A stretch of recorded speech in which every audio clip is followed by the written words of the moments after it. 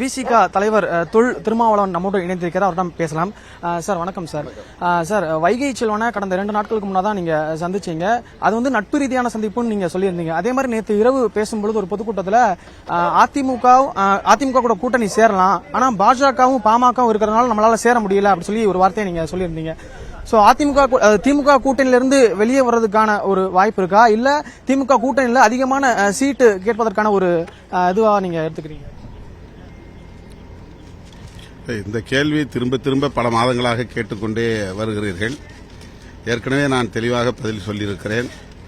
மதசார்பற்ற முற்போக்கு கூட்டணியை உருவாக்கியதில் விடுதலை சிறுத்தைகள் கட்சிக்கும் ஒரு சிறிய பங்கு உண்டு.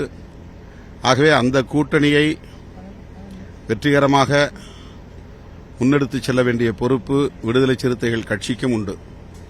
அதிலே எங்களுக்கு எந்த ஐயமும் இல்லை, ஊசலாட்டமும் இல்லை, மாற்று சிந்தனைக்கும் இடமில்லை.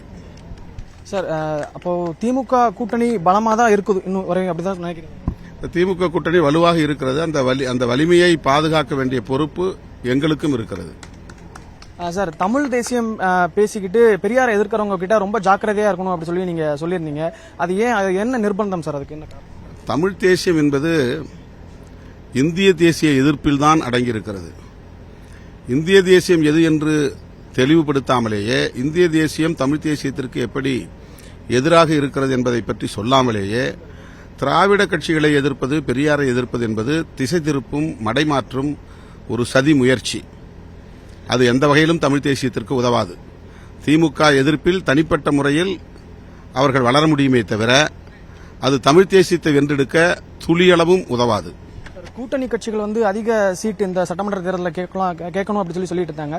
நீங்க உங்க சார்பில் நீங்க வலியுறுத்துவீங்களா எப்படி சார்? இதுக்கு நான் ஏற்கனவே பலமுறை சொல்லியிருக்கிறேன். இது பேச்சுவார்த்தையில் தான் இறுதி செய்யப்படும். குறைவா கொடுங்க நான் போய் கேட்போம், கூடுதலா கொடுங்கன்னு தான் கேட்போம். பேச்சுவார்த்தையில் முடிவாகும்.